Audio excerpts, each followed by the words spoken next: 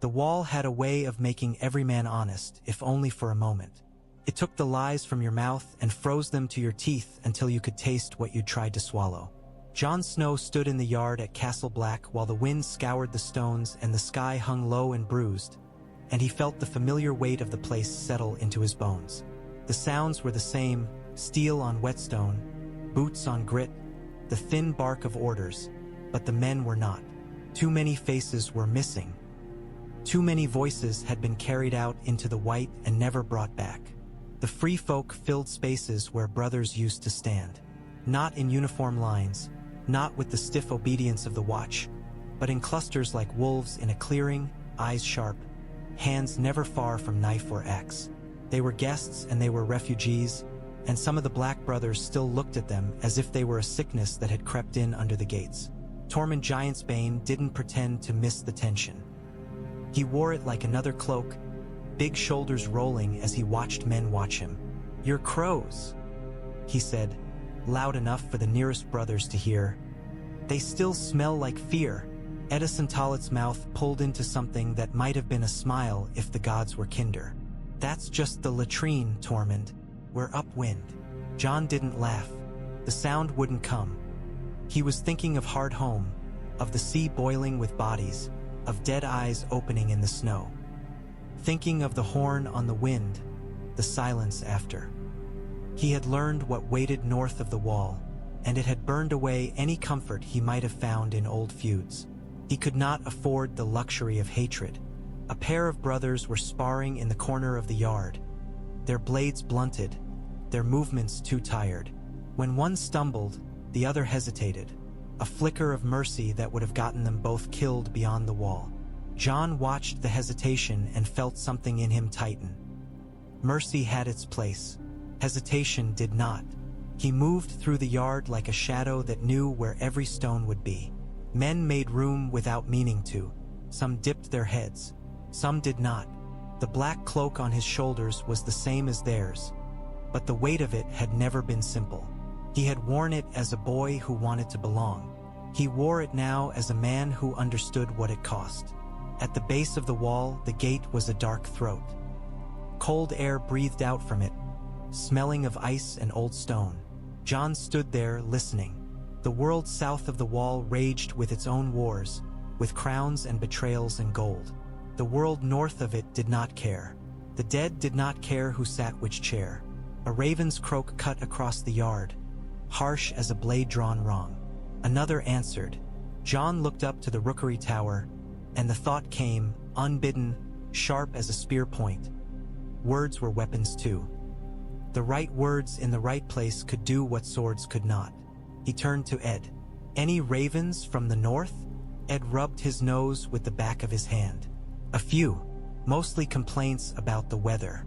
Apparently snow is still falling. Shocking development." Jon waited, because the truth always came after the joke with Eddison Tollett. Ed's eyes flicked aside. "One from Deepwood Mott. Lady Meage Mormont's dead, if you believe the ink. Bear Island's held by her kin.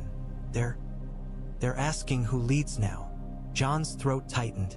Bear Island? Small and stubborn. Asking for a name to follow in the dark. And Winterfell? It swallowed. Nothing from Winterfell. Nothing because the Boltons did not send ravens to men they meant to hang. Nothing because the North was gagged or bleeding or both. Tormund spat into the snow. "Bolton bastards, a worm. Worms freeze. They don't freeze fast enough," Jon said. The wind shifted, carrying with it the faintest hint of something else. Horse sweat, leather, the smell of the long road. Men on approach.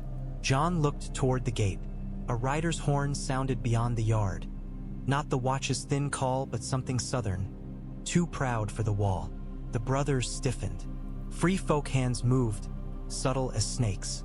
Jon's hand went to the hilt at his side. More habit than threat. He felt it then, the old truth of Castle Black. Everything that came through those gates brought trouble with it. Sometimes it brought hope too, but hope was never free. He walked toward the gate, boots crunching over snow, and told himself he would meet whatever came as he had met the dead. Eyes open, heart steady, sword ready. He would not be surprised again. The gate groaned as it opened, wood and iron complaining in the cold. And for a heartbeat, Jon expected a ranger with bad news or a brother returning too late. Instead, a girl stepped through who was not a girl anymore. Sansa Stark's cheeks were wind-chapped, her lashes rimmed with meltwater from snow. The fur on her cloak was too fine for the wall, too southern, but it did not hide the hollowness at her temples or the way her hands clenched as if she had learned, painfully, that warmth could be taken. Brienne of Tarth followed like a sworn shield made flesh, jaw set, eyes sweeping the yard with the blunt suspicion of a woman who had been betrayed by titles before. Podrick Payne stumbled in their wake, managing horses that looked like they had ridden through every cruel mile of the north. Jon stopped as if a hand had closed around his throat. He had imagined her dead. He had imagined her safe. He had imagined her 1,000 ways, because the mind did that when it had no answers. None of those imaginings were this. Sansa standing in Castle Black with winter in her hair and something older than winter in her eyes. "Sansa," he said, and the name sounded strange in his mouth, like a prayer from childhood. For a moment her face held, polite and distant, as if she could not trust what she saw. Then it cracked. She crossed the yard fast, the hem of her cloak dragging through snow, and Jon met her halfway because his legs moved without asking him. She threw her arms around him with desperate force. Jon stiffened, startled by the contact, then wrapped her in his own arms as if he could keep her from the world by sheer will. He smelled the road on her, cold leather, smoke, sweat. He felt how thin she was beneath the fur. "You're here," she breathed into his shoulder, voice breaking on the last word. "I'm here," he said, and it was the only truth he could offer without fear. When she pulled back, her hands stayed on his arms as if she needed to be sure he was real. Her eyes searched his face for changes, for lies. Jon saw his own reflection in them, older, harder, carrying ghosts. Brienne stepped forward. "Jon Snow." Jon turned. Brienne's gaze met his without flinching. "Brienne of Tarth," she said, "sworn to protect Sansa Stark." "I know who you are," Jon answered, remembering stories. Remembering a girl in Winterfell who used to speak of nights as if they were songs. He looked at Sansa again. "What happened? Why are you?" Sansa's mouth tightened, and the yard seemed to grow colder around them. "Winterfell is not ours," she said. "It's his." Ramsay Bolton's name didn't need to be spoken. It hung in the air like smoke. Jon felt anger rise, hot enough to sting, but Sansa's gaze held him in place.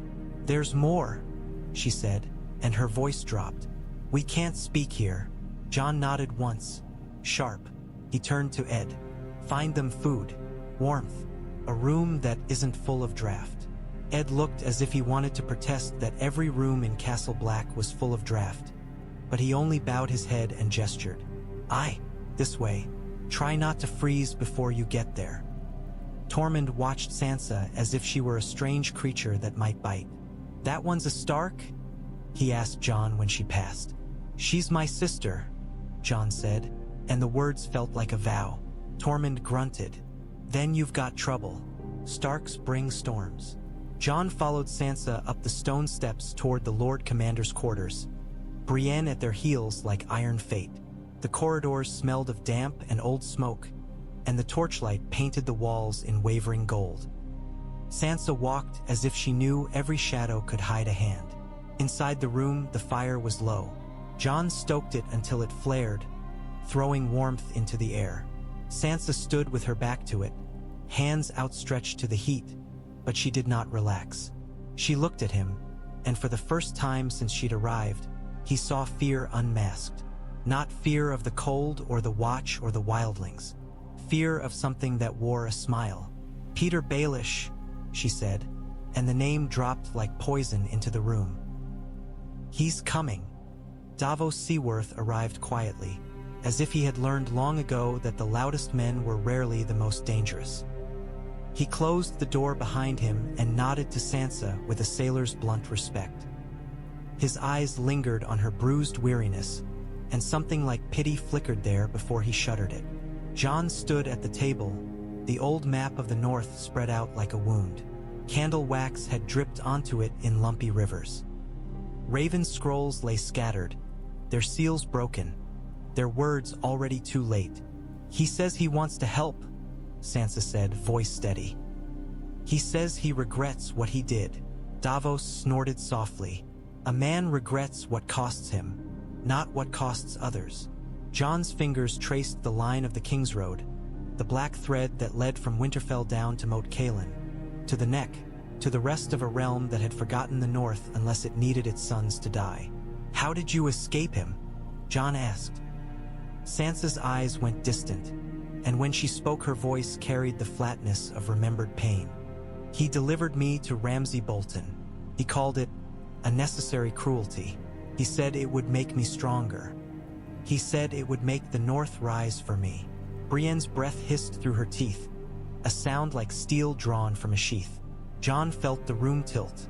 The anger that rose in him was not clean. It was a black thing thick with guilt. He had left Winterfell. He had left his sisters. He had worn black and told himself it was duty, and the world had punished them for it. "I'm sorry," he said, and the words were too small. Sansa's gaze snapped back to him. "Don't be sorry," she said. "Be angry. Be smart. He thinks he can still use us." Jon swallowed. "Why come here? Why not to the north? Why not to—" "There is no north," Sansa cut in, and that was the cruelest truth. "Not as it was. The houses are afraid. Some are broken.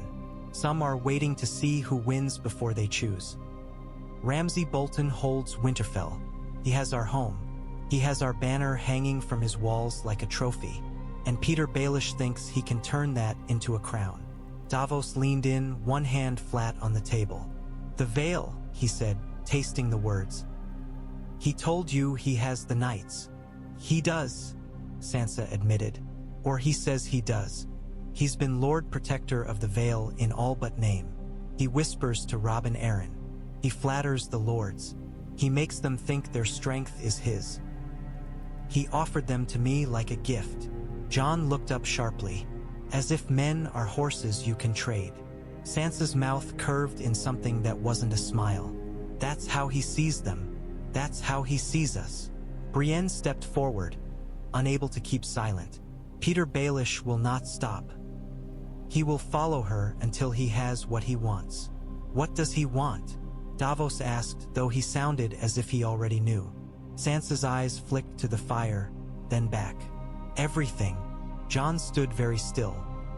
Beyond the thin walls, Castle Black creaked and moaned. The wall was a living thing in winter, settling, shifting, groaning like an old giant. Jon listened to it and thought of the other giant that waited, death itself, patient in the snow. "We don't have time for him," Jon said. "That's why we must deal with him quickly," Sansa replied. "He's coming to offer the Vale. He'll want you to kneel, to thank him, to march where he points. He'll want to stand beside us when the banners rise so the North thinks he saved us." Jon's jaw clenched. "I won't kneel to him." Sansa's voice softened, but only a little. "You don't have to. You can take what he wants to sell without paying him." Davos raised his eyebrows. "And how do you take a man's army without taking the man?" Sansa stared at the map as if she could see a path through ink and parchment. "By making the Vale see him clearly," she said. "By putting him where he cannot speak, only in whispers."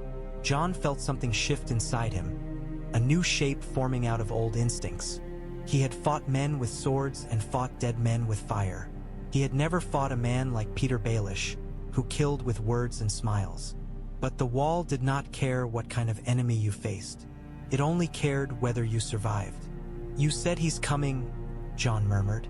"Then we make this place his grave." Brienne's eyes narrowed. "You mean to kill him?" Jon held her gaze. "I mean to end him." Davos scratched at his beard. "There's the law," he said slowly, "and there's what lords will accept. You kill him without cause. You make him a martyr to men who never liked Starks." Sansa nodded once. "That's why we need cause," she said. "We need witnesses." Jon looked toward the small slit of window, toward the gray daylight beyond. "Then we summon them," he said. Sansa's brows drew together. Who? Jon's voice was quiet, but it carried iron. The Vale Lords, he said. Not him, them.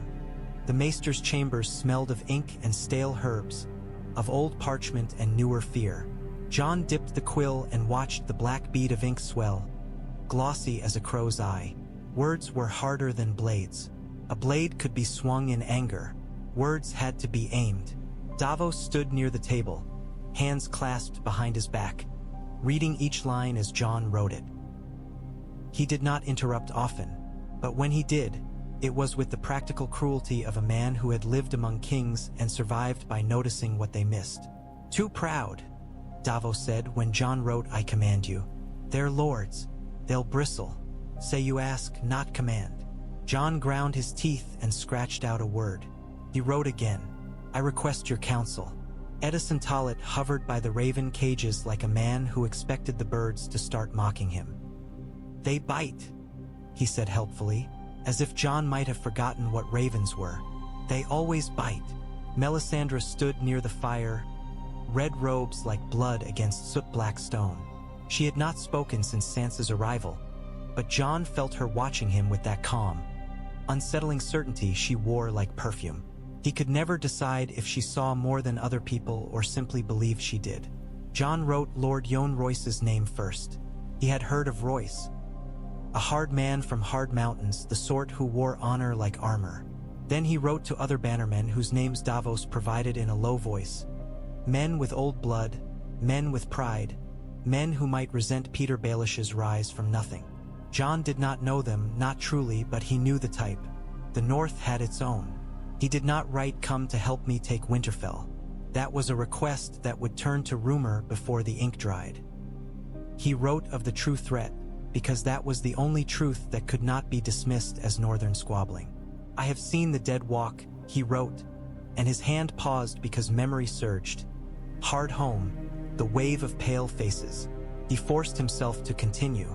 The Night's Watch must treat with the Vale for the defense of the realm. I request your presence at Castle Black to discuss the war to come. Davos nodded, approving. Fear is honest, he said. Even lords believe it when it scratches at their ribs.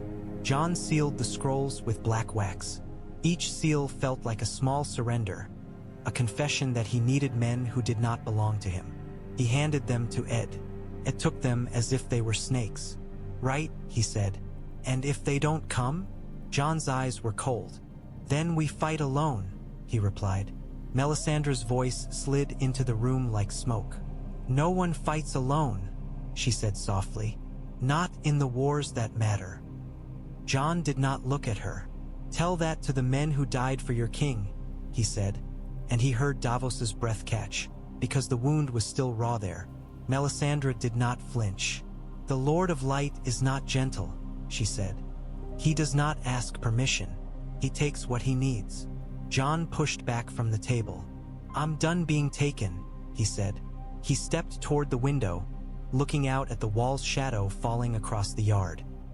Below, free folk children darted between piles of wood, laughing in thin, bright bursts that sounded wrong in a place built for grim duty. Their laughter warmed him and haunted him at once. Sansa stood somewhere else in the keep, wrapped in furs, carrying her own ghosts. Jon thought of her words, he thinks he can still use us, and felt a grim clarity settle in his chest. Petyr Baelish would come north believing himself clever, believing the wall was only another stage for his performance. Jon meant to show him the wall was not a stage. It was a knife edge. A man who danced too close to it could fall. Ed opened the cage doors. Ravens burst out in a flurry of black wings, their cries sharp, their bodies vanishing into the gray. Jon watched them go and felt as if he had sent pieces of himself into the storm.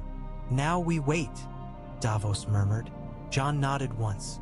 Waiting was its own kind of battle. Tested patience, nerves, trust. It let fear grow roots. And somewhere on the long road south, a man with a mockingbird on his sigil would feel those roots and decide whether to cut them, or to step into them like a snare.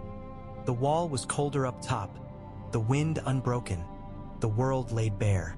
Jon walked the parapet with Tormund beside him, their boots crunching over ice, torches guttering in brackets as if the flame itself wanted to flee. North lay the haunted forest, dark spines of trees clawing up through white. Beyond that, nothing but distance and the promise of death. Jon stared into it until his eyes watered, until the horizon blurred, and wondered how any man could look at this and still fight over gold. Tormund sniffed, a sound like a wolf testing scent. "You send crows to kneelers," he said. "You think they'll come because you scribble fear on paper. They'll come because they're afraid," Jon answered. Tormund barked a laugh. "Fear makes men run, or piss themselves. It also makes them cling to power," Jon said. "The Vale has power. Petyr Baelish uses it. I need to make them see he's not their strength." Tormund's eyes narrowed, pale in his weathered face. "You want to fight a man with a bird on his chest. You can't stab a bird." Jon looked at him. "You can break the man wearing it." Tormund leaned his forearms on the ice-slicked stone and peered down at Castle Black below, at the yard full of uneasy allies. "You're not a crow anymore," he said, and there was no mockery in it, only observation. "Not really." Jon's breath steamed in the air. "I don't know what I am." Tormund's mouth twisted. "You're a man who came back," he said. "Men don't like that. It makes them think the world's rules are wrong." Jon's hand flexed on the hilt at his side. He thought of darkness, of a knife's cold kiss, of waking with air tearing into his lungs as if he'd been drowning. He remembered the way the world had looked when he opened his eyes, sharper, crueler, as if death had scraped away softness. "Rules are wrong," Jon said quietly. "They've always been wrong." Tormund grunted. "Aye, that's why we break them when we must." They stood in silence, listening. Somewhere far off, ice cracked, a deep groan that seemed to come from the bones of the earth. Jon felt the sound in his teeth. He imagined it was the dead shifting under snow, restless. "Your sister," Tormund said suddenly. "She looks like she's been hunted." Jon's jaw tightened. "She has." Tormund's gaze stayed on the north, but his voice softened, just enough to surprise Jon. "Then you do what you do with hunted things," he said. "You stop the hunter. Not tomorrow. Now." Jon nodded, feeling the weight of it. Ramsay Bolton was a hunter. Petyr Baelish was another kind. One who set traps and let others bleed in them. Below, the yard's noises drifted up faintly. Jon could almost pretend it was Winterfell again. Boys shouting in the practice yard, laughter, warmth. But the wall had no warmth. It only had duty and cold truth. He turned his gaze south, as if he could see through stone and snow to the roads beyond. "He'll come," Jon said. Tormund's grin flashed, wild and sharp. "Then we see if your kneeler fox can survive the cold," he said. "Foxes get bold when they've never met a wolf." Jon's mouth tightened. "I'm not a wolf." Tormund clapped him on the shoulder hard enough to jolt him. "You're a Stark," he said, as if that settled it. "And Starks are wolves whether they want to be or not." Jon looked north again to the white. He felt the truth of Tormund's words like a brand. A wolf did not survive by trusting a fox. He walked on, the wind snapping his cloak, and in his mind he rehearsed the coming moment. Petyr Baelish's smile, his soft voice, his carefully chosen words. Jon pictured himself meeting that smile with silence, meeting that softness with steel. He would not be drawn into the fox's game. He would drag the fox into the wolf's. Petyr Baelish loved roads, because roads were promises. They told you where men wanted to go. They told you what they feared, what they sought, what they would do to reach it.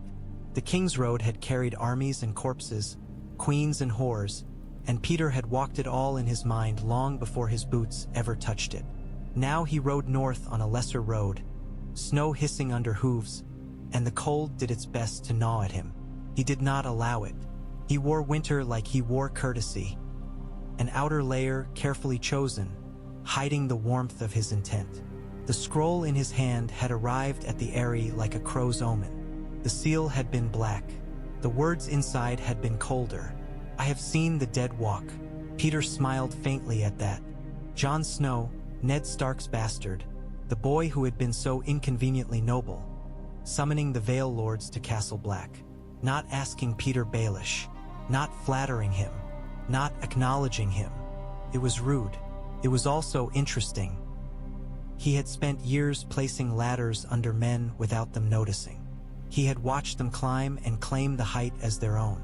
Jon Snow had looked up, seen the ladder, and decided to kick it away. Petyr had not expected that. He shifted in the saddle and glanced at the men riding with him. Knights in falcon-stitched cloaks, their breath steaming, their armor dulled by travel. They believed they were escorting the Lord Protector of the Vale on a mission of alliance. Petyr let them believe it. Belief was the easiest leash. Ahead, the north unfolded in hard lines. Trees like spears, hills like old bruises. The land looked as if it had been carved by a bitter god. Petyr had always preferred softer places. Softness was easier to shape, but softness could not produce a Stark. Sansa Stark's face rose in his mind. The way it had looked when he last saw her, guarded, watchful, changed. He had given her to Ramsay Bolton with a clean conscience because it had been necessary, because it had been leverage. Pain made people sharper. Pain made them cling to whoever offered relief. He had offered Sansa a future. He had offered her the north, and she had fled. That was another unexpected movement on the board. But unexpected did not mean unwinnable. It meant the game required adjustment. Jon Snow, then, the honorable bastard, the dead walker if rumor was true. Petyr's smile widened a fraction. Men who had died and returned tended to mistake survival for destiny. Destiny was a useful delusion. He would go to the wall, he decided, and he would see what Jon Snow thought he was doing. He would speak softly, he would offer the Knights of the Vale, he would present Sansa as the key, and he would make himself indispensable again. If Jon Snow refused, Petyr would still have learned something, what kind of man the bastard was now. A raven beat overhead, black against gray, and Petyr watched it with mild annoyance. Ravens were blunt creatures. They carried words like corpses without elegance. He lowered his gaze to the road and saw movement ahead, bundled shapes, travelers slogging south, faces pinched, eyes hollow. Refugees, likely, fleeing Bolton cruelty or winter hunger. Petyr let them pass without looking. Suffering was common coin in the north, spent easily. One of his knights, a young man with a red nose from cold, leaned closer. "My lord," he said, "they say the wall is different, that the wildlings are inside." Petyr's eyes flicked to him. "Different is not dangerous," he said softly, "only unfamiliar." The knight nodded as if that satisfied him. Petyr returned his attention to the horizon. Castle Black, the wall, Jon Snow, a place where honor still mattered to men who had not been taught to question it. Petyr's smile returned, sharper now. "Let's see," he murmured to himself, "what you've learned up there, Jon Snow." They arrived 2 days after the ravens left, which meant either the birds had flown like lightning or the Vale had been itching for an excuse to move. Jon watched from the yard as the gate opened again, and this time the sound of it carried a different weight, the clink of bridles, the steady thunder of disciplined hooves. Vale knights rode into Castle Black as if entering a foreign kingdom. Their cloaks were thick and clean, their armor oiled, their horses better fed than the men of the watch. They looked around with cautious disdain, as if the cold itself were an insult. At their head rode Lord Yohn Royce. He was older than Jon expected, but not softened by age. His face was carved from hard lines, his beard flecked with gray. He wore bronze armor that caught torchlight and turned it to dull fire. His eyes swept the yard, taking in the free folk, the Black brothers, the thinness of the place, the towering wall behind it all. He dismounted with the heavy grace of a man who had been trained to bear weight and give none away. 2 other lords followed, lesser men with lesser presence, but proud in their own way. Royce handed his reins to a knight and walked straight to Jon. "Jon Snow," he said, voice like stone grinding. Not a question, a judgment. "My lord," Jon replied. Royce's gaze flicked to Davos, to Brienne, to Sansa. When he saw Sansa Stark, something changed in his face. Not softness, but recognition. He had known her father, Jon Guest, or known of him. The old world had been full of Ned Stark's shadow. "My lady," Royce said, and he bowed his head to Sansa Stark with a respect that looked almost like apology. Sansa dipped her head, composed. "Lord Yohn Royce," she replied. "Thank you for coming." Royce's eyes narrowed slightly. "The letter spoke of dead men walking," he said, returning his focus to Jon. "I came because I would not have my sons die of laughter if it proved true." "It's true," Jon said. He held Royce's gaze and let the certainty show. "I saw it at Hardhome." A murmur rippled through the hall. Doubt, fear, curiosity. Jon watched it like a hawk watches a field. Royce grunted. "If that's true, then we're all in deeper trouble than I like." Davos stepped forward, calm as a man who had stood before kings. "The realm needs every sword," he said. "Even yours, my lord." Royce's mouth twitched, almost amused. "The realm has not cared much for the Vale's swords until it needed them," he said. "But perhaps the wall is a different matter." Jon gestured toward the keep. "We should speak inside," he said. "There's food and fire." Royce's gaze flicked to the free folk again, to the way they watched the knights with open suspicion. "And wildlings," he said. "They fought with us," Jon replied. "They bled with us." "Wildlings bled for themselves," Royce said bluntly. "Men always do." Jon did not argue. Some truths did not need defending. Instead, he led them into the hall, where torches smoked and the air held the smell of old meat and damp wool. As they walked, Jon felt Sansa Stark's presence beside him like a steady flame. Brienne of Tarth followed, silent, eyes sharp, watching Vale knights as if measuring how quickly she could kill them if they moved wrong. Davos Seaworth lingered at Jon's shoulder, the way a sensible man stays close to the edge of danger. Lord Yohn Royce stopped once, turning his head to look up at the wall through an open arch. The ice was a pale cliff against the night sky, streaked with shadow. For the first time, something like unease crossed his face. "That," he said quietly, "is a thing men build when they're afraid of the dark." Jon followed his gaze. "And they were right to be afraid," Jon answered. Royce's eyes remained on the wall. "Then tell me what you want," he said, plainly. Jon's voice was low, controlled. "I want the Vale to see the truth," he said, "and I want the North to survive what's coming." Royce looked at him, truly looked, as if weighing him in a way no sword could. "Truth," Royce repeated. "That's a rare coin." Jon nodded once. "That's why I called you," he said. The Shield Hall at Castle Black had seen better days, which meant it had seen days when it did not leak and the benches did not splinter under men's weight. Tonight it was full, and the fullness felt unnatural, like a feast held in a graveyard. Vale lords sat stiff-backed, their knights behind them like carved statues. Night's Watch brothers moved among them with bowls of stew and rough bread, faces wary, hands steady. Free folk lingered near the edges, refusing to sit among kneelers, refusing to pretend this was comfortable. Jon stood at the head of the central table, the map of the North spread before him. He felt every gaze like a pin in skin. He was used to men looking at him and seeing the bastard, the crow, the boy. Now some looked and saw the man who had died and returned. Others saw a Stark shadow wearing black. Lord Yohn Royce ate sparingly, as if suspicious of any meal offered at the end of the world. When he finished, he wiped his mouth with the back of his hand and looked at Jon. "Speak," he said, impatience like a drumbeat. Jon did not waste time. "At Hardhome the dead rose," he said. "Men I fought beside opened their eyes with no life in them. They did not feel pain. They did not stop. Fire slowed them. Dragonglass killed them." He tapped a dark shard on the table. Obsidian, sharp as truth. Steel did not. A low murmur rolled through the hall. Some Vale men scoffed, the sound weak and forced, like laughter at a funeral. Davos stepped in smoothly. "This is not northern superstition," he said. I have seen it too. And if the wall falls, the dead don't stop at the neck. They don't stop at the bloody gate. They keep coming until there's no one left to scream. Jon watched Lord Yohn Royce's face.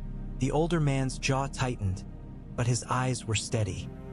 If this is true, Royce said, then every petty war in the realm is pointless, Jon finished. Royce's gaze hardened. Then why do you send for us? He demanded. If you want swords for this war, why not send to the king? Why not to the queen? Why not to? Because the north is bleeding, Sansa Stark said, cutting in, voice clear enough to slice through the hall. Every head turned toward her. She sat straight, hands folded, the picture of a noblewoman if you ignored the steel in her eyes. Because Winterfell is held by House Bolton, she continued. Because my home is a butcher's table. Because if the North cannot stand, it cannot help anyone when the dead come. A ripple of discomfort went through the Vale men. They had heard rumors. Rumors were easy to dismiss until a Stark said them aloud. Royce's gaze softened by a fraction, then hardened again. House Bolton pledged to the crown, he said. The realm's laws. The realm's laws did not save my father, Sansa Stark replied, and the hall went quiet enough that Jon could hear the torch flames shifting. Jon felt something like pride and sorrow twist together in his chest. Sansa Stark had been a girl who dreamed of songs. Now she spoke like a woman who had learned songs were lies. Royce stared at her for a long moment, then looked back to Jon. So you want the Vale to march on Winterfell, he said. Jon held his gaze. I want the Vale to stand with the North, he said. Not for a crown, not for glory, because if we don't unite, we die separately. Tormund snorted from the edge of the hall. That's true, he called out. Dead men don't care what banner you wave. A few Vale knights glanced toward him with disgust. Tormund grinned back at them, unbothered. Royce's knuckles tightened on the table. And what of Petyr Baelish? He asked suddenly, and the hall's air changed, thickening. He is Lord Protector of the Vale. He is the one who... He is not here, Jon said, cutting in, voice quiet. Royce's eyes narrowed. No, he said slowly. He isn't. Jon let the silence stretch. He watched men shift, uneasy. He watched Sansa Stark's face remain composed, though her fingers tightened together until her knuckles paled. I did not summon Petyr Baelish, Jon said at last. I summoned you. Royce's gaze sharpened like a drawn blade. Why? He demanded. Jon's breath steamed faintly as he spoke. Because the Vale belongs to the Vale, he said. Not to one man who rose from nothing and thinks he can own it. The words landed heavy. Some knights bristled. Some lords leaned forward, interest brightening. Davos Seaworth looked at Jon as if seeing the shape of the plan. Brienne of Tartha's eyes flicked to the door, as if expecting a snake to slither in. Sansa Stark's voice was soft, but it carried. He's coming, she said. Royce's jaw clenched. Then you should have told me, he snapped. Jon met his anger without flinching. I am telling you now, Jon said. And when he arrives, you will decide whether he speaks for you. Royce stared at him, and in that stare was a clash of old loyalties and new suspicion. You presume much, Royce said. Jon's voice did not rise. I presume nothing, he said. I ask you to listen with your own ears, to see with your own eyes, to judge with your own honor. For a moment, the hall held its breath. Then Lord Yohn Royce leaned back and said, flat as stone, very well, let's see what truth looks like in the cold. Petyr Baelish arrived the way he always did, quietly, as if he had simply been there all along and you had only just noticed. The gate opened with its familiar groan, and torchlight spilled into the night to reveal him on a dark horse, cloaked in fur, face calm, smile already in place. Jon stood in the yard with Sansa Stark at his side. Brienne of Tarth was a step behind her, rigid, ready. Davos Seaworth lingered to Jon's left like a shadow that understood politics. Lord Yohn Royce stood farther back with his men, bronze armor catching firelight, eyes fixed on Petyr as if measuring where to strike. Petyr dismounted with practiced ease. Snow dusted his shoulders, but he did not look cold. His eyes swept the yard, taking in the free folk, the Black Brothers, the Wall, the gathered Vale lords. His smile tightened imperceptibly at the last. "Jon Snow," he said warmly, as if greeting an old friend. "Castle Black suits you. There's something honest about it." Jon did not return the warmth. "Petyr Baelish," he said. Petyr's gaze slid to Sansa Stark, and for a heartbeat his mask wavered. Not enough for most to notice. Enough for Jon. "Sansa," Petyr said softly, and the name sounded like possession. Sansa Stark's face remained still. "Lord Baelish," she replied, and the distance in her voice was a wall of its own. Petyr's eyes flicked to Brienne of Tarth, then back. "I'm relieved you're safe," he said. "When I heard you'd fled Winterfell." "You heard," Sansa Stark cut in. "You didn't come." A few Vale knights shifted. Petyr's smile remained, but his eyes sharpened. "I had to move carefully," he said. "Ramsay Bolton is a dangerous man. If I rushed north, I'd have only worsened." "You delivered her to him," Brienne of Tarth said, voice low and lethal. The yard seemed to tighten, men leaning in without meaning to. Petyr turned to Brienne as if she were a nuisance, not a threat. "Sir." "She is Brienne of Tarth," Sansa Stark said, emphasis on the name like a reminder. "And she kept her oath when you did not." Petyr's eyes slid back to Jon again, recalibrating. "I came as soon as I could," he said smoothly. "With what you need." "And what is that?" Jon asked. Petyr spread his hands slightly, a gesture of generosity. "The Knights of the Vale," he said. "An army fresh, disciplined, ready to march. I've brought them for you, for Sansa, for House Stark." Behind Jon, Lord Yohn Royce's face did not change, but his eyes narrowed. Jon let the words hang, then said quietly, "Did you?" Petyr blinked once, the smallest crack. "Of course," he said. "The Vale is mine to command. Robin Arryn trusts me. The Lords are here," Jon said and stepped aside. Petyr's gaze flicked past Jon then, landing on Royce and the other Vale men. His smile returned, but it was different now, more careful. "My lords," he said, inclining his head with impeccable respect. "I didn't realize you'd arrived." Royce's voice was cold enough to freeze breath. "We were summoned," he said. Petyr turned his attention fully to Royce, the way a man turns to face a sudden gust of wind. "By Jon Snow," Petyr said, as if mildly amused. "How very unusual." Jon watched him, reading him the way he read a battlefield, watching where weight shifted, where eyes darted, where confidence faltered. "You have a talent for appearing where you're needed," Davos Seaworth said mildly. "Or where you think you'll be needed." Petyr smiled at Davos. "And you must be Davos Seaworth," he said. "The Onion Knight. I've heard stories." Davos bowed his head slightly. "I've heard some too," he replied. Snow drifted down, silent as ash. Petyr's breath did not steam as much as the others. Perhaps he was simply good at hiding it. Jon stepped forward again. "We're meeting in the hall," he said. "All of us."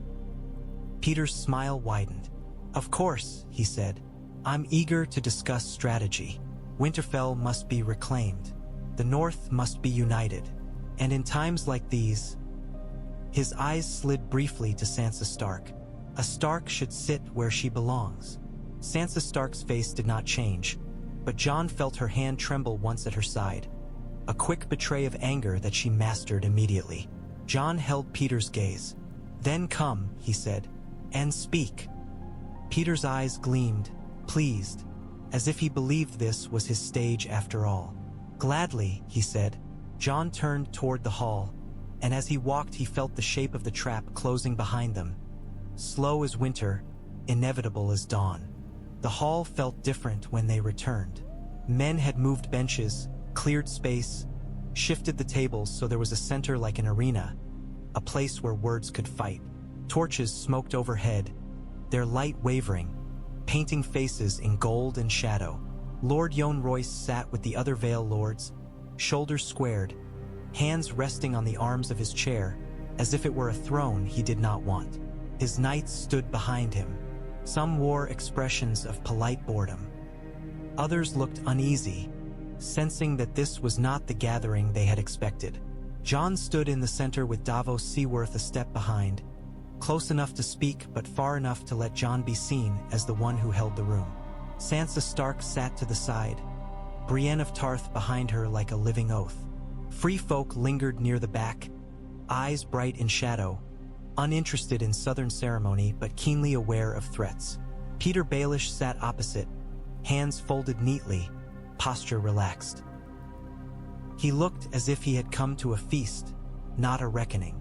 His smile was calm, his eyes were not. Jon let the silence stretch, because silence made men uncomfortable, and uncomfortable men revealed themselves. At last, Jon spoke. "When I was a boy," he said, voice carrying, "I thought honor was enough to protect a family." Petyr's smile twitched, faintly amused. "A charming beginning," he murmured. Jon ignored him. "My father died because honor is easy to exploit," Jon continued. "The North bled because men who wanted power used lies like blades. Some Vale lords shifted." Royce's gaze stayed on Jon, heavy and intent. Jon turned his head slightly and looked at Petyr Baelish. "You came here offering the Vale," Jon said. "You spoke as if the knights belonged to you." Petyr lifted his brows. "They follow my guidance," he said smoothly. "I have protected the Vale. I have kept it from the war. I have." "You have profited," Davos Seaworth said quietly, and Petyr's eyes flicked to him, sharp. Jon stepped closer to Petyr's side of the room, not threatening, but present. "Lord Yohn Royce," Jon said, turning his attention. "Do the Knights of the Vale belong to Petyr Baelish?" Royce's mouth tightened. "They belong to the Vale," he said, voice flat. Petyr chuckled softly. "Semantics," he said. "Lord Royce knows my position. Robin Arryn." "Robin Arryn is a boy," Sansa Stark said, and her voice cut through Petyr's like a blade through silk. "And you know how to make boys believe they need you." Petyr turned his attention to Sansa with a softness that might have fooled strangers. "Sansa," he said gently, "everything I've done. For you," Sansa Stark finished, and the contempt in her tone was colder than the wall. Jon felt the room lean forward. Men were hungry for conflict, hungry for clarity, hungry for a villain they could name. He placed a hand on the table in the center, fingers splayed. "We're not here to trade insults," Jon said. "We're here for truth." Petyr's eyes gleamed. "Truth," he echoed, amused. "I'm fond of truth. It's such a flexible thing." Jon's voice did not change. "Not here," he said. A murmur rippled. Petyr's smile faltered a fraction. Jon reached beneath the table and pulled out a bundle of scrolls, sealed in different waxes, some cracked, some whole. He laid them down one by one, the sound of parchment onward loud in the hush. Petyr's gaze dropped to the scrolls, then rose again, calculating. "What are those?" he asked lightly. "Letters," Jon said. "Ravens brought to the wall. Words written by men who think they are safe when they write them." Petyr's smile tightened. "You read other men's correspondence?" he asked, tone mild, but there was a warning under it. Jon met his gaze. "At the wall, we read what keeps us alive," Jon said. Lord Yohn Royce leaned forward slightly, interest sharpening. "Whose letters?" he demanded. Jon's eyes stayed on Petyr Baelish. "Men who speak of debts," Jon said. "Men who speak of marriages and bargains. Men who speak of the North as if it were a purse to be picked." Petyr's smile tightened. Some Vale knights bristled at the word king, as if it were an insult to speak of any crown near them. Jon felt the room sway with the hint of that old sickness. Pride, trying to rise again. He refused it. He tried to spin anew. "Even if you believe I erred," Petyr said, turning back to Royce and the lords, "I am still the Vale's best chance to survive what comes. Remove me and you remove stability. You remove the man who kept you from the realm's madness." Royce's laugh was short and harsh. You kept us from war, he said, so you could choose the moment to profit from it. Petyr's eyes returned, bright, almost playful. Profit, he repeated, as if amused by the accusation. My lord, everything is profit to someone. War profits swords, peace profits grain. You profited from children, Brienne of Tarth said, and her voice was so cold it made men shiver. Petyr's eyes snapped to her. You are sworn to her, he said sharply. Your loyalty blinds you. My loyalty shows me, Brienne replied. You sold her. Petyr's smile vanished for the briefest moment, replaced by irritation so naked Jon could taste it. Then it returned, smoother than before. If you intend to condemn me, Petyr said, voice softening again, then do so properly, under law, under the Vale's authority, under the boy lord's word. Lord Yohn Royce's gaze burned. Do not hide behind Robin Arryn, he said. You've hidden there long enough. Petyr leaned back slightly, as if settling into himself. Then bring Robin Arryn here, he said. Let him speak.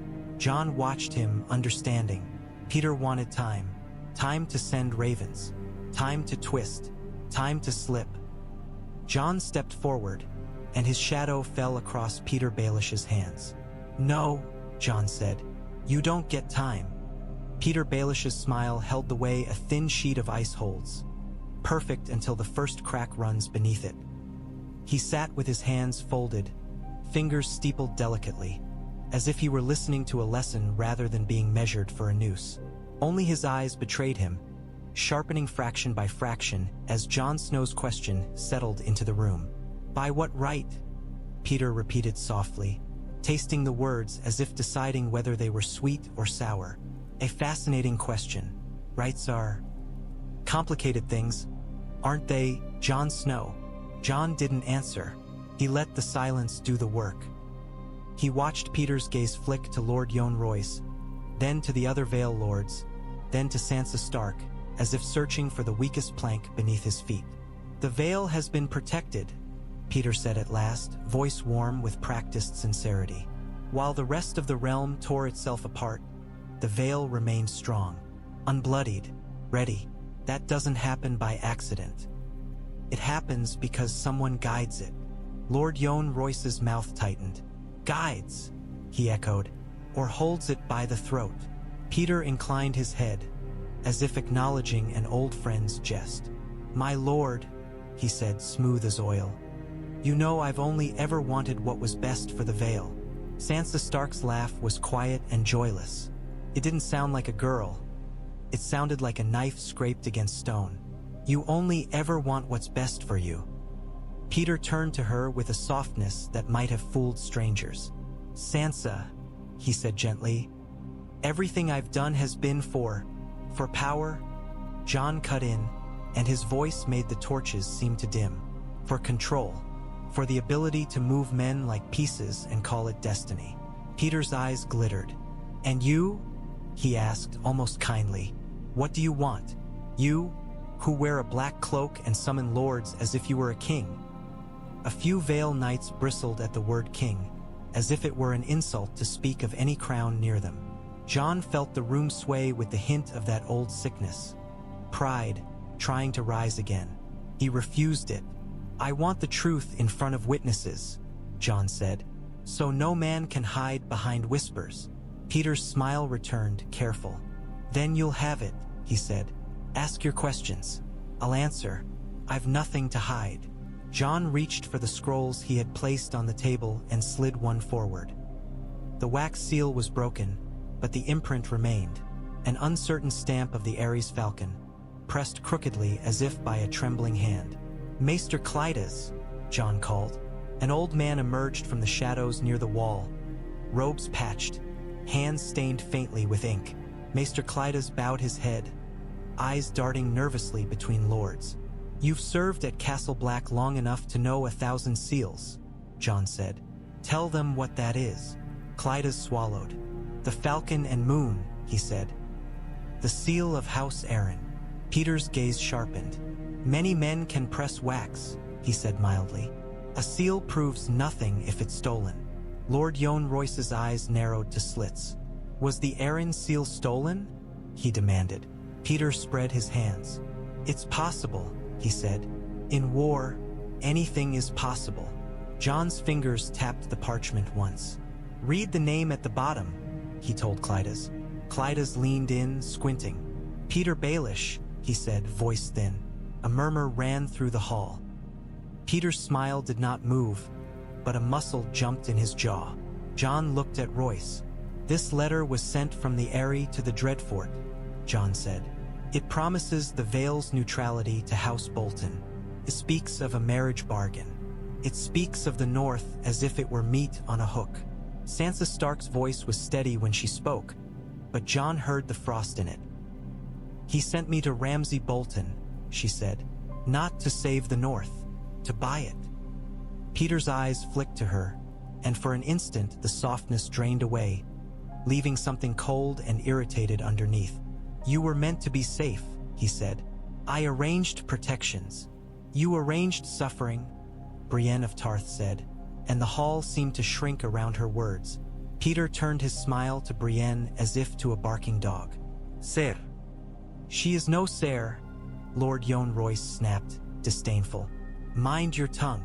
Petyr's eyes slid back to Jon.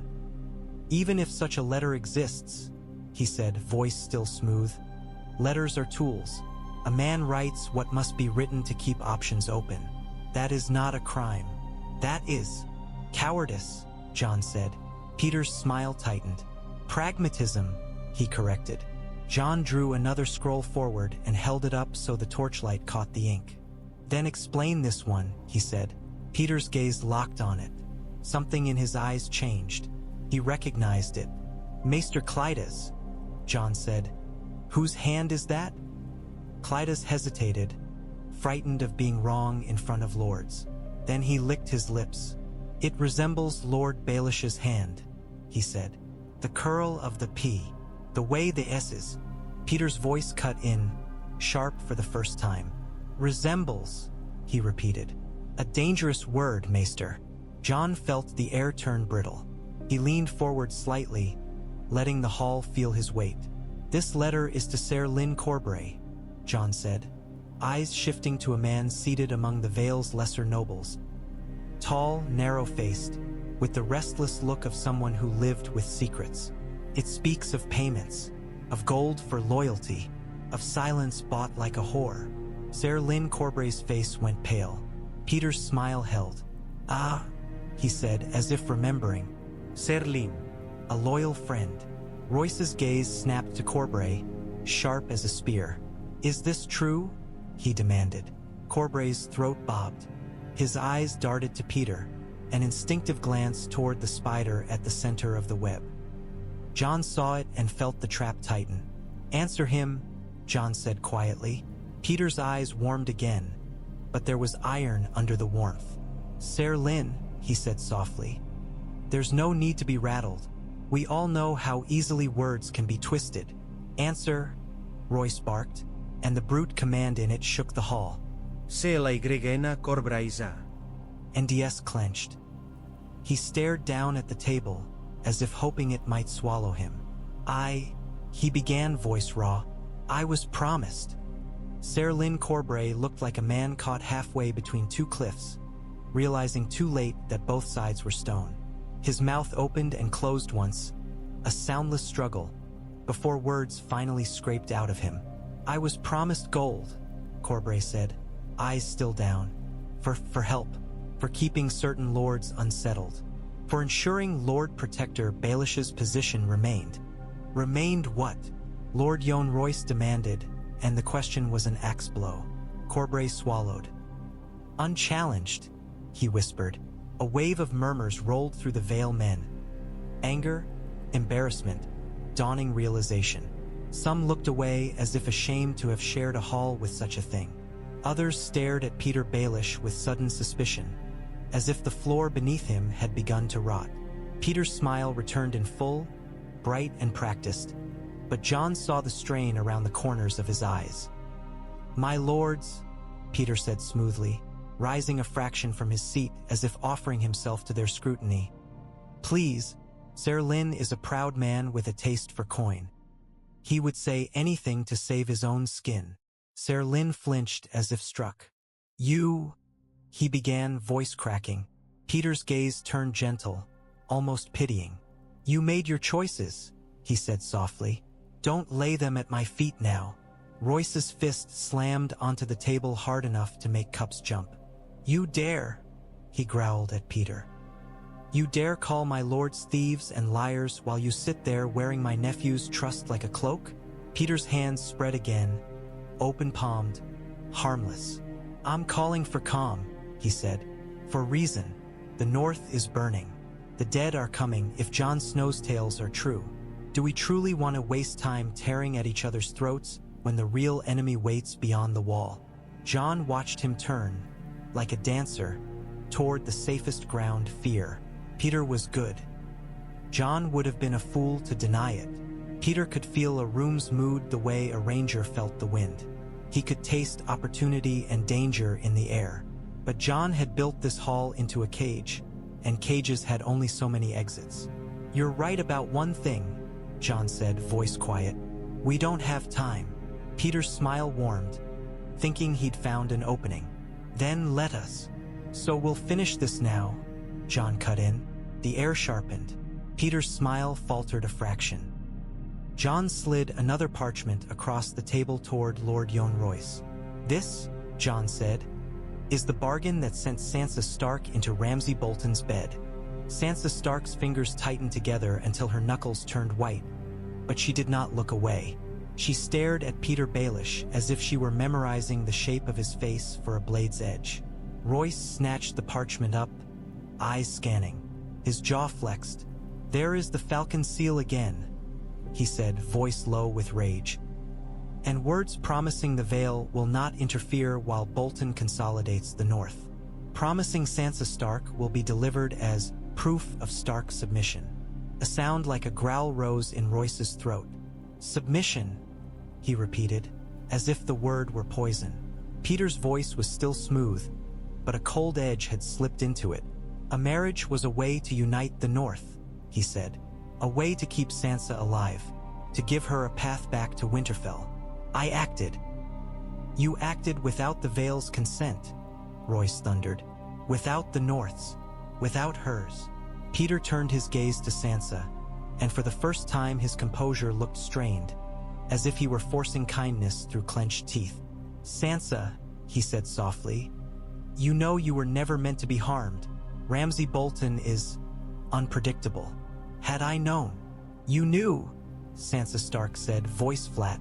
You knew exactly what he was. You heard the stories. You saw him. You watched him smile. And you handed me over anyway. Petyr's eyes flickered. I did what I had to, he murmured. No, Sansa said, and her voice turned sharper.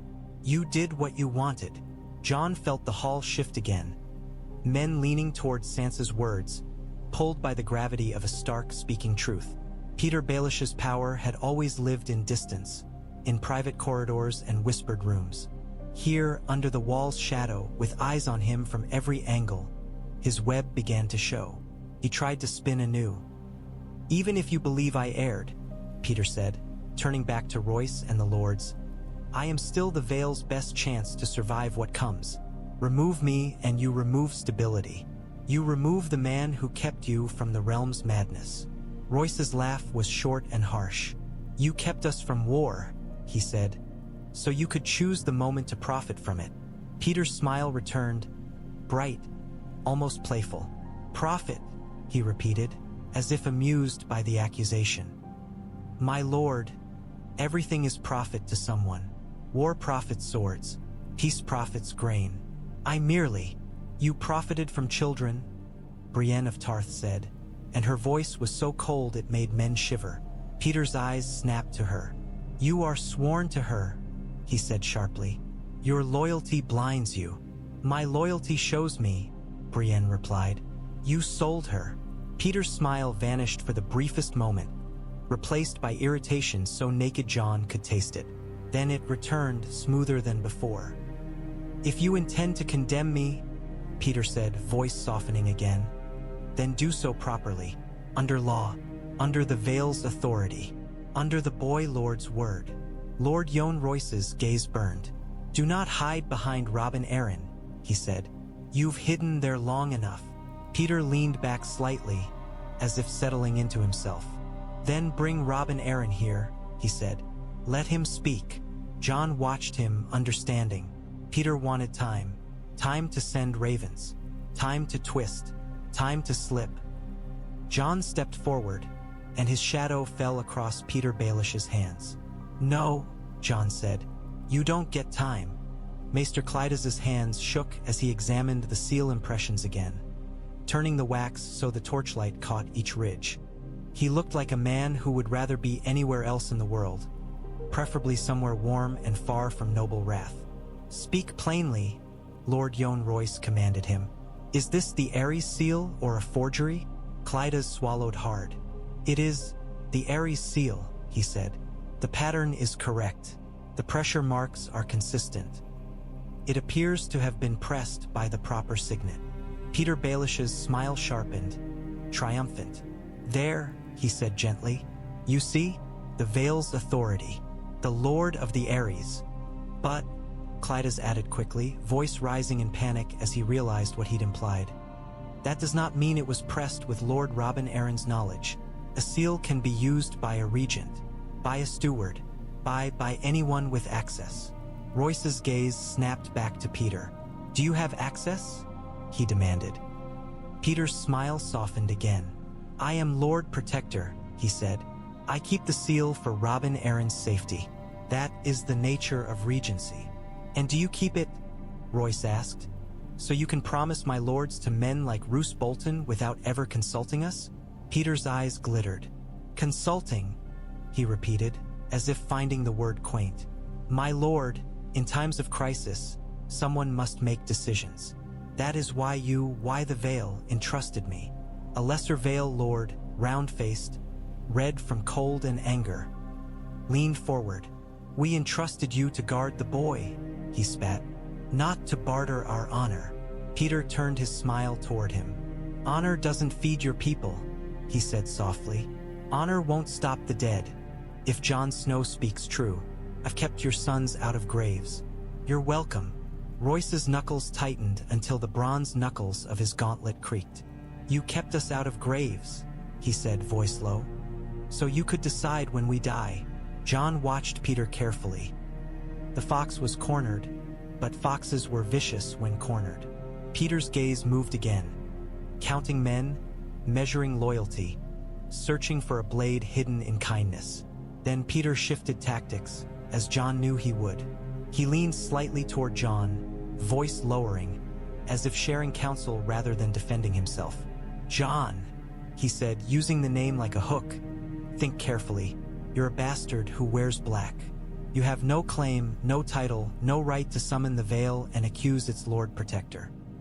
If you push too hard, you'll turn allies into enemies. Jon held his gaze. I didn't summon the Vale to help me, he said. I summoned them to hear you. Petyr's smile tightened. And what if they decide you're the problem, he murmured. Sansa Stark's voice cut across before Jon could answer. They won't, she said, because they're not blind. Petyr turned his eyes to her, and something in them sharpened into anger. I kept you alive, he said, and the softness in his voice was gone. I pulled you out of King's Landing. I gave you. You gave me to monsters, Sansa replied. Petyr's jaw tightened. Then his smile returned again, colder now. My lords, he said, rising fully from his seat. If you intend to judge me, then do so for what you truly resent. Not letters, not bargains. You resent that I rose. The hall stilled. Even the free folk watched more closely now, sensing blood in the air. I was not born in a castle, Petyr continued, voice carrying. I did not inherit bronze armor or old names. I earned my place through wit, through service, through making the hard choices others were too frightened to make. Royce's lip curled. You call cowardice hard choices. Petyr's eyes flashed. I call survival, he said. And if survival offends your pride, then perhaps you deserve the graves you've avoided. A murmur rose, anger, shock. Petyr had overreached. Jon felt it like a shift in wind. Pride was a lever. Pull it wrong and it snapped. Royce stood so abruptly his chair scraped the floor. "You will not insult the Vale in front of me," he growled. "Not in the north. Not under this wall." Petyr's gaze flicked to the guards, to the watch brothers near the door. "If you move against me," he said softly, "you move against the Lord of the Ares' authority. And if you lied about that authority," Royce snarled, "then you are nothing but a thief holding a boy's seal." Petyr's eyes narrowed. "Careful," he warned. Royce took a step forward. "No," he said, "you be careful, because if you have used Robin Arryn's seal to sell the Vale swords, then you have committed treason against your own lord." Petyr's smile became a thin line. "Prove it," he said. Jon's eyes were cold. "We will," he said, "and you won't leave this hall until it's done." Petyr Baelish's calm began to fray, thread by thread, and with it came the faintest scent of something Jon hadn't expected. Fear. Not the panicked fear of a cornered animal, but the sharp, calculating fear of a man realizing his usual tools were failing. "Your game is crude," Petyr said to Jon, voice low. "Dragging my affairs into this hall, using a frightened knight and a bitter girl to stir old men's pride." Sansa Stark's eyes flashed. Bitter girl. The words were meant to reduce her, to make her smaller than her pain. Jon watched the Vale lords bristle at it too. Men who might have dismissed a woman's words until they heard another man speak of her like property. "Mind yourself," Royce snapped. Petyr's smile returned, but it was all teeth now. "I am minding myself," he said. "I'm minding the Vale's survival, which is more than I can say for those who would throw away a stable hand because their honor feels bruised." Jon leaned forward slightly. "You sold Sansa Stark to Ramsay Bolton," he said. "You bribed Ser Lyn Corbray to stir division in the Vale. You used Robin Arryn's seal to bargain with House Bolton. Those aren't bruises. Those are crimes." Petyr's eyes narrowed. "Crimes," he repeated softly. "In whose law? Northern? The Watches? The Realms? You stand at the wall and pretend you can judge the Vale. It's almost admirable." He turned toward the Vale lords, voice shifting into something persuasive. "My lords, look at this," he said, gesturing toward Jon. "A dead man in a black cloak who calls you here to shame you. He wants your swords for his war. He wants your knights to bleed for his family's vengeance. And he offers you what in return? A Stark's gratitude? A frozen kingdom that will never love you." Jon watched the words land. Petyr was good, too good. He could wrap insult in reason. He could make selfishness sound like wisdom. Then Davos Seaworth spoke, quietly, as if offering a simple truth. "He's asking you to see," Davos said. "That's all. If Lord Baelish is innocent, he'll walk out with his smile. If he's guilty, then perhaps you've been following a liar." Petyr's gaze snapped to Davos, annoyance flaring. "And you," Petyr said softly, "are a smuggler who serves a dead king. What do you know of lordship?" Davos's mouth twitched. "Enough," he said. "To know when a man talks like you, he's usually hiding a knife." A few free folk chuckled in the back, low and mean. Petyr's eyes flicked toward the sound, then away, as if refusing to acknowledge them. Jon turned his head slightly. "Ser Lyn," he said. "Tell them what else he paid you for." Ser Lyn Corbray's face was a sheen of sweat in the torchlight. His eyes darted again to Petyr, and Jon saw the leash tightening. Petyr did not have to speak to threaten. His silence was enough. Corbray licked his lips. He began, voice cracking. He wanted. Lord Royce embarrassed. He wanted certain lords convinced the Lannisters were still their best hope. He wanted. "Say it," Royce growled. Corbray's hands shook. "He wanted the Vale divided," Corbray whispered, "so no one could stand against him." A hush fell, heavy and final. Royce's face darkened. "You used our own weakness against us," he said to Petyr, voice trembling with fury. "You used our caution, our desire to protect the boy, to make us your puppets." Petyr's smile didn't move. but his eyes hardened into something ugly. "And yet," he said softly, "you're alive. Your sons are alive. The Vale's fields are unburned. Call me what you like. I delivered results." Sansa Stark rose slowly from her seat, and the movement drew every eye. She stepped forward into the center of the hall, stopping beside Jon. Brienne of Tarth shifted behind her like a shadow. "You didn't deliver results," Sansa said. "You delivered me." Petyr's gaze fixed on her, a flicker of something almost pleading crossing his face. "Sansa," he said, "I can fix this. The North can still be yours. Winterfell can be reclaimed. With the Vale. With the Vale," Sansa repeated, and her voice sharpened. "Not with you." Petyr's smile tried to return. "You think you can separate them," he murmured. "You think the Vale will follow you because you're pretty and sad and have a famous name." Royce's eyes flashed. "Enough," he snapped. Petyr spread his hands. "I'm speaking plainly," he said, "since everyone here seems to adore blunt truths." Jon felt the edge of violence in the room now, the way men leaned forward, the way hands hovered near hilts. Petyr sensed it too. He shifted slightly, angling his body toward the door, as if preparing for the moment when words would fail and legs would matter. Jon stepped once, subtly, placing himself in the line between Petyr and escape. "You're not leaving," Jon said quietly. Petyr's eyes narrowed. "You can't stop me," he murmured. Jon's voice was flat as stone. "Watch me," he said. The Watch brothers at the door shifted at Jon's small gesture. 2 steps inward, shoulders squaring, hands dropping to sword hilts. It wasn't dramatic. It wasn't a shout. It was simply a door closing, quietly, on a man who believed every door opened for him. Petyr Baelish's gaze flicked to the brothers, then to Jon, and for the first time his voice sharpened. "This is an insult," he said. "Detaining the Lord Protector of the Vale? In a black hall full of savages?" Tormund Giantsbane's laugh rolled from the back like thunder. "Savages," he boomed. "That's what kneelers call anyone they're scared of." A few brothers shifted uncomfortably at the free folk's presence, but none moved away. Jon felt the fragile unity holding for now, like rope under strain. Lord Yohn Royce drew a dagger, not to strike, but as a statement, the bronze-hilted blade catching firelight.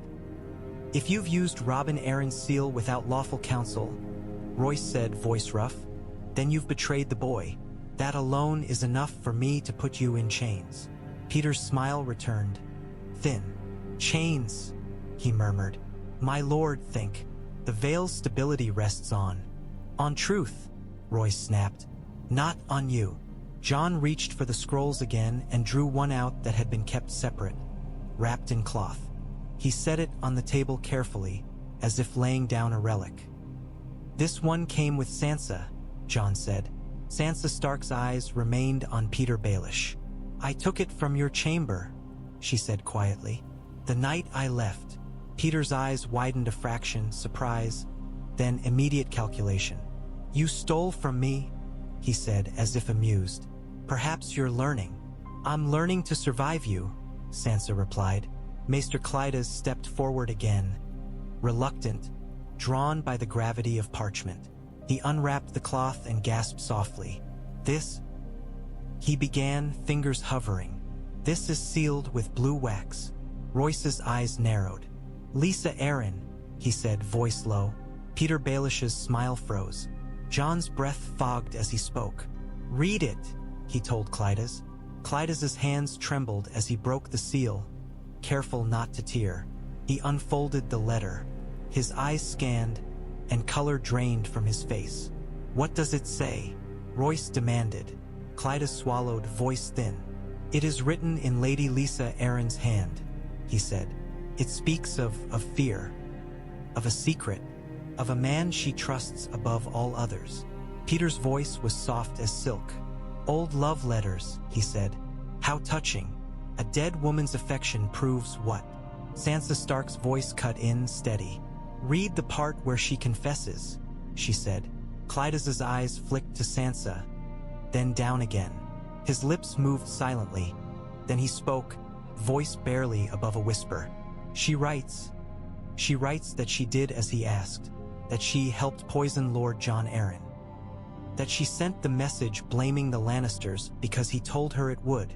The hall erupted in sound, shouts, gasps, curses. Vale lords surged to their feet. Knights stepped forward, faces flushed with anger. The name Jon Arryn was not just a lord.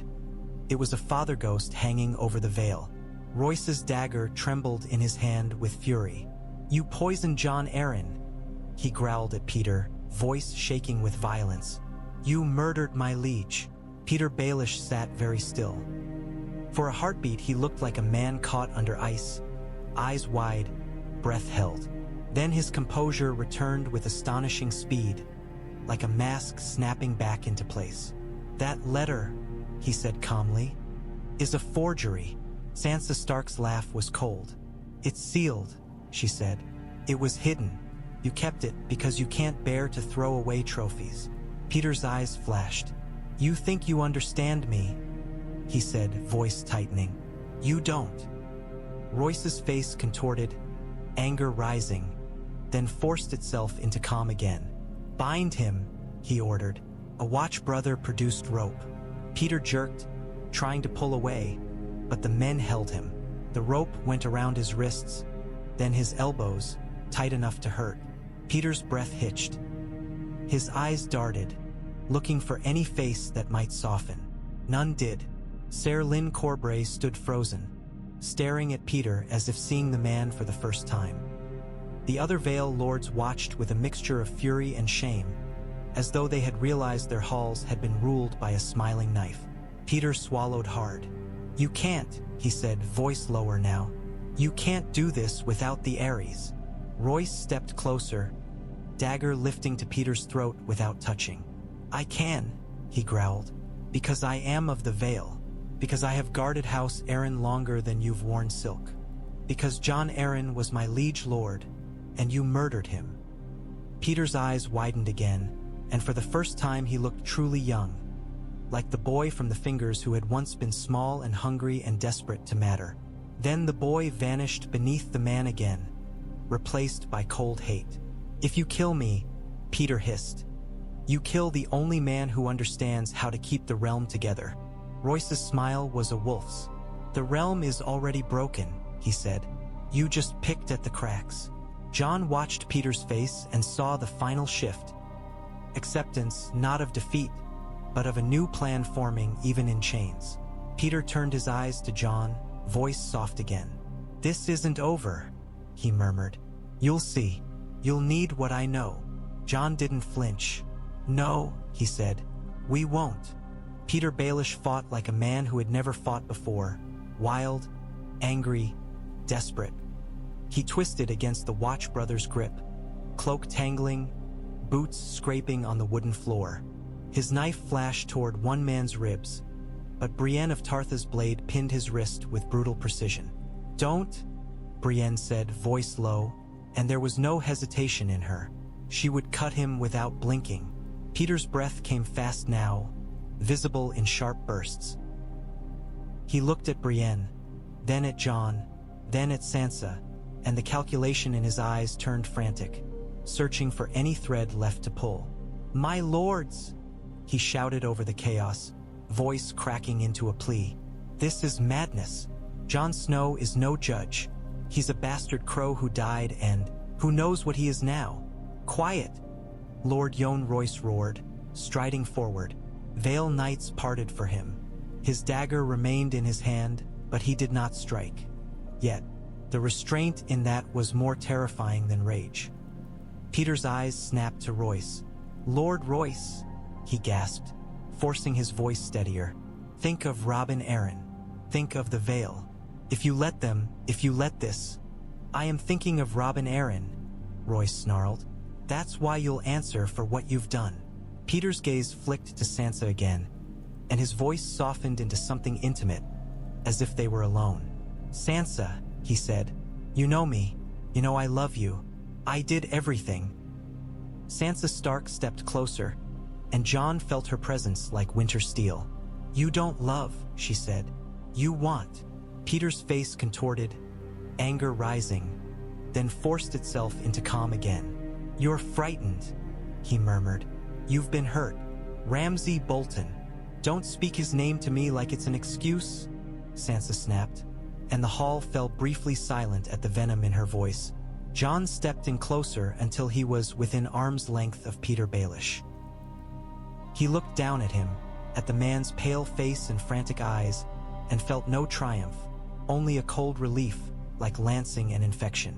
"You came here thinking the wall was just another place to whisper," Jon said quietly. "It's not. Up here, men die for words.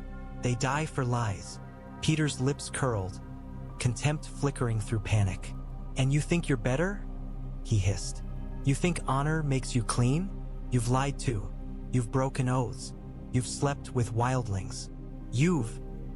I have blood on my hands," Jon said, voice flat. "But not like yours." Royce's voice cut through. "Bind him," he ordered. A watch brother produced rope. Petyr jerked, trying to pull away, but the men held him. The rope went around his wrists, then his elbows, tight enough to hurt. Petyr's breath hitched. His eyes darted, looking for any face that might soften. None did. Ser Lyn Corbray stood frozen, staring at Petyr as if seeing the man for the first time. The other Vale lords watched with a mixture of fury and shame, as though they had realized their halls had been ruled by a smiling knife. Petyr swallowed hard. "You can't," he said, voice lower now. "You can't do this without the Ares." Royce stepped closer, dagger lifting to Petyr's throat without touching. "I can," he growled, "because I am of the Vale, because I have guarded House Arryn longer than you've worn silk, because Jon Arryn was my liege lord, and you murdered him." Petyr's eyes widened again, and for the first time he looked truly young, like the boy from the Fingers who had once been small and hungry and desperate to matter. Then the boy vanished beneath the man again, replaced by cold hate. "If you kill me," Petyr hissed, "you kill the only man who understands how to keep the realm together." Royce's smile was a wolf's. "The realm is already broken," he said. "You just picked at the cracks." Jon watched Petyr's face and saw the final shift. Acceptance, not of defeat, but of a new plan forming even in chains. Petyr turned his eyes to Jon, voice soft again. "This isn't over," he murmured. "You'll see. You'll need what I know." Jon didn't flinch. "No," he said. "We won't." They took Petyr Baelish out of the hall like a sack of rot pulled from a cellar. He tried to straighten, tried to regain dignity, but the rope cut into his wrists and the watch brothers' hands were firm. His boots scraped against stone as they dragged him down the corridor, torchlight flickering across his pale face and the furious tightness in his jaw. Jon walked beside him, not touching, not needing to. He felt Royce and the Vale Knights behind, their armor clinking softly, their anger like heat in the cold corridor. Sansa Stark stood in the doorway of the hall, watching. Her face was hard, but her eyes were bright with something Jon couldn't name. Relief, perhaps, or a grief too old for tears. Brienne of Tarth remained behind her like a promise kept. Petyr twisted his head toward Sansa as they passed. "You'll regret this," he said, voice low. "You think wolves don't eat their own? You think men won't turn on you the moment you're inconvenient?" Sansa didn't move. "I survived you," she said. "I can survive them." Petyr's lips curled. "You learned cruelty," he murmured. "Good. You'll need it." Jon's voice cut in cold. "Enough." Petyr's eyes slid to Jon, and his smile returned in a thin, poisonous line. "You," he said softly, "you think you're doing something noble, but you're doing exactly what I would do. You're taking power." Jon stopped walking so abruptly the watch brothers hauling Petyr stumbled. Petyr jerked, rope taut, and hissed in pain. Jon stepped close, face inches from Petyr Baelish. The torchlight made Jon's eyes look darker, colder, older than they should. "I'm taking responsibility," Jon said quietly. "There's a difference." Petyr laughed softly, breath fogging. "Words," he whispered. "Always words. That's the only difference between us. You call it responsibility. I call it winning." Jon leaned in a fraction more. "Then you never understood the wall," he said. Petyr's eyes narrowed. "Oh," he murmured. Jon's voice dropped to something almost gentle, and that gentleness was more frightening than threat. "Up here, men don't care if you win," he said. "They care if you keep them alive. They care if you tell the truth when the dark comes." Petyr's smile faltered. "Truth?" he repeated, as if the word were an insult. Jon straightened. "Put him in a cell," he told the Watch brothers. "Somewhere cold, somewhere quiet." They moved again, dragging Petyr down to the lower rooms where damp clung to stone and the air tasted of old smoke and mildew. The cell they chose was small and bare, with iron bars and a thin layer of straw. It smelled like loneliness. When they shoved Petyr inside, he stumbled, caught himself, and turned, eyes blazing. "You can't keep me here," he snarled. "I am the Lord Protector of the Vale. Robin Arryn will. Robin Arryn will be protected."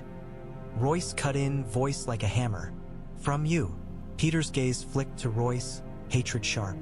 "You think you can just take my place?" he hissed. Royce leaned closer to the bars, dagger still at his belt, eyes hard. "I don't want your place," he said. "I want your poison out of my home." Petyr's breath came fast. Then, like always, he forced himself into composure. His shoulders eased. His mouth curved into a small, controlled smile. "My lord," he said softly, "the Vale will fracture without me." Royce's answer was a low growl. "Then it will fracture honestly." He turned away. Jon lingered a moment, staring at Petyr through the bars.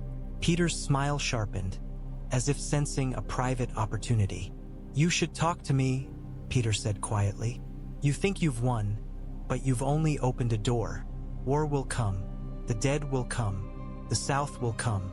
And you'll need to know how men move." Jon's voice was flat. "I'll learn without you." Petyr's eyes glittered. "No," he whispered. "You'll learn like everyone else, by losing something you can't replace." Jon stared at him for a long moment, then turned away, leaving Petyr Baelish alone with his own breath and the slow drip of water in the dark. With Petyr Baelish in chains, the hall's air felt cleaner, as if some subtle rot had been cut away. But Jon knew rot didn't vanish just because you found the source. It lingered. It seeped into wood and stone, into men's hearts. You had to burn it out. The Vale Lords gathered again in the smaller council room, maps spread across the table. Davos Seaworth moved among them like a man used to ships and storms, pointing out routes with a weathered finger. He spoke of supply lines, of winter roads, of the harsh truth that armies starved faster than they died. Lord Yohn Royce stood with his hands braced on the table, face carved into fury that had cooled into iron purpose. "We return to the Vale," he said. "At once. We secure Robin Arryn. We remove Baelish's men from the Eyrie. We send ravens to every lord who has been swayed by coin and fear. And then," Jon asked. Royce's eyes lifted to him. "Then we decide what we owe the North," Royce said, and the words carried weight. The Vale had kept itself apart for so long that owing anyone anything felt like a foreign tongue.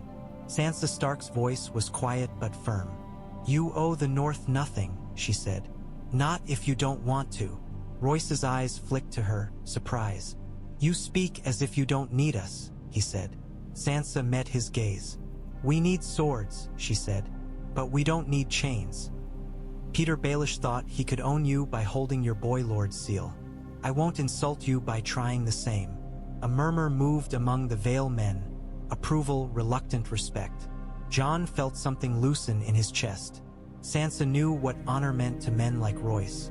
She used it like a key, not a weapon. Royce's jaw flexed. "And Winterfell?"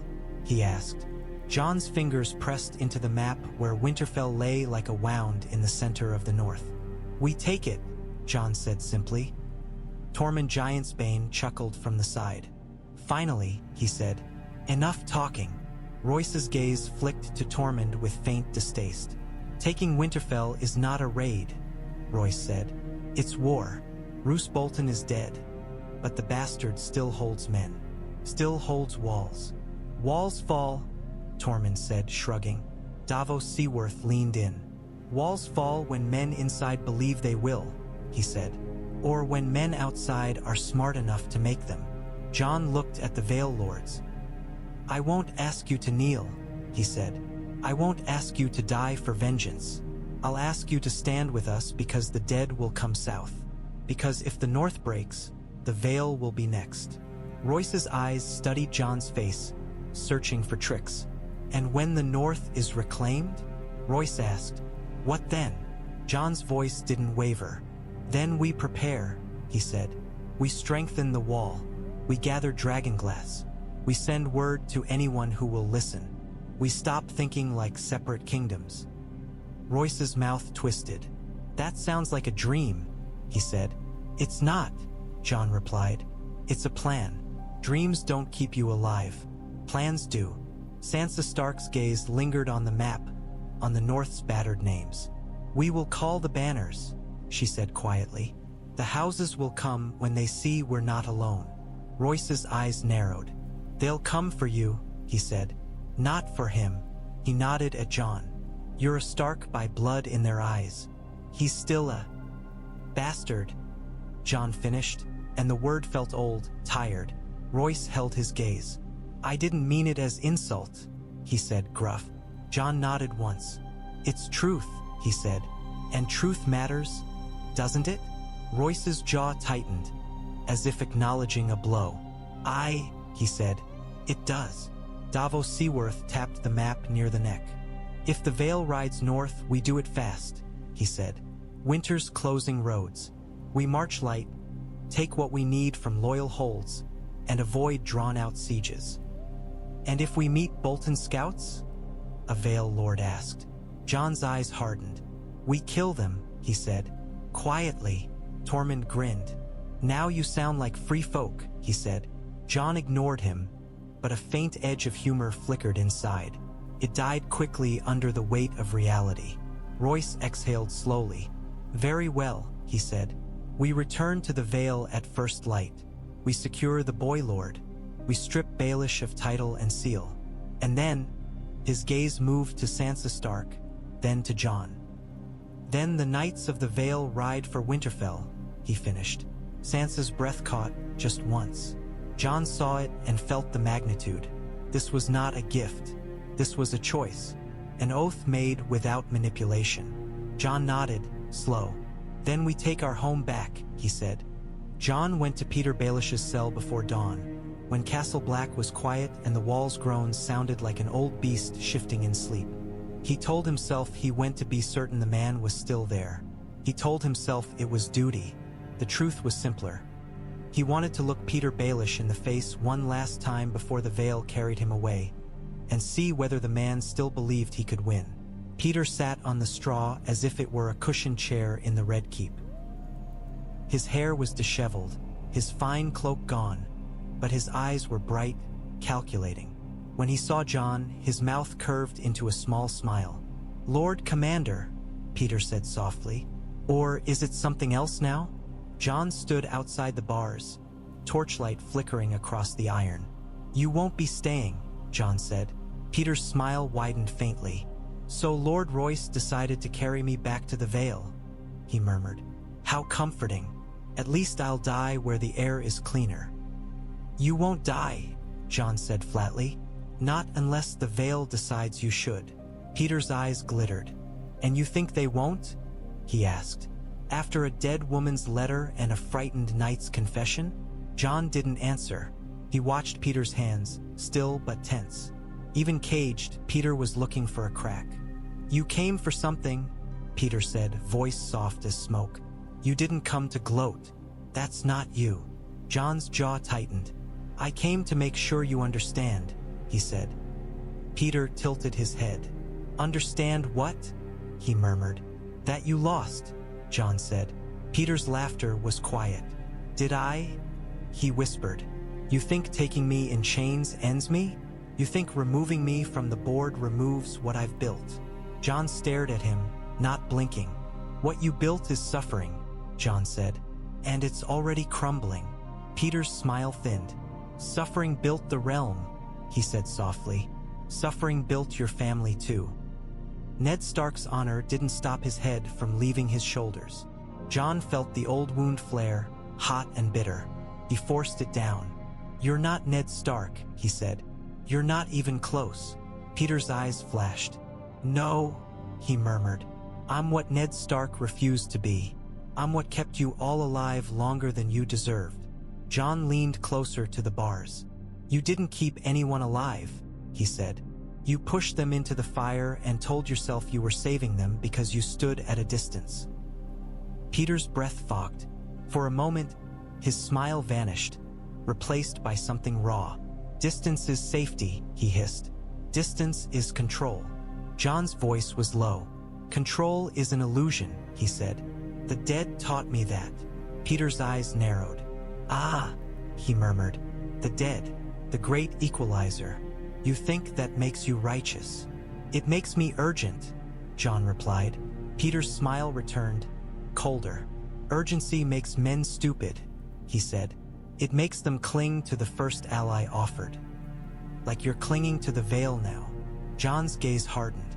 The Vale chose, he said. Without you. Petyr's smile faltered again, the smallest crack. Jon saw it and understood. That was the true wound. Not chains, not accusation, being made unnecessary. Petyr's voice lowered, almost intimate.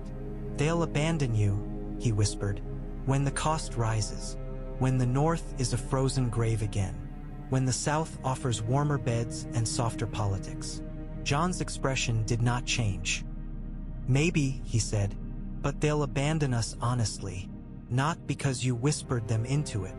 Petyr's eyes sharpened. Honesty is a luxury, he hissed. It's the first thing men lose in winter. Jon stared at him for a long moment, then stepped back. You were right about one thing, he said. Petyr's smile flickered. Oh, he murmured, eager despite himself. Jon's voice was quiet and final. Winter is here, he said, and you don't belong in it. He turned away, leaving Petyr Baelish alone in the cold, his smile fading into shadow as the torchlight retreated. Dawn at the wall was a thin, pale thing, like light filtered through bone.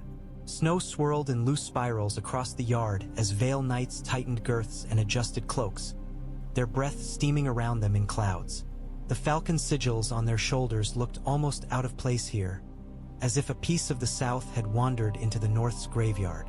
Lord Yohn Royce moved among his men, voice rough, giving orders with the brisk efficiency of someone trying to outrun his own anger.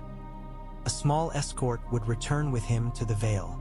Not the full host, not yet, but enough to secure the Eyrie, to strip Petyr Baelish of seal and title, to make certain Robin Arryn's authority was no longer a puppet string. Petyr Baelish was brought out in rope, guarded on either side by watch brothers and Vale knights. His fine clothes were gone. He wore a plain cloak now, but his chin was lifted, stubborn, refusing to bend. When his eyes found Jon and Sansa, his mouth curved into that familiar, hateful little smile. Sansa Stark didn't look away. She stood with her cloak pulled tight, hair braided back against the wind, face calm. Jon felt something fierce in his chest at the sight. His sister standing in the cold, unbroken. Davos Seaworth stood beside them, hands clasped, gaze thoughtful. He won't stop, Davos murmured. No, Jon said, but he won't be in our shadow anymore. Royce approached, stopping before Jon and Sansa. He glanced at the wall behind them, then back. We ride, he said. We return with the Vale's true voice, not his. Jon nodded once. Send a raven to Winterfell, Jon said. Let Ramsay Bolton know the Vale is not his bargain anymore. Royce's mouth curled grimly. Gladly, he said. Sansa's voice was quiet.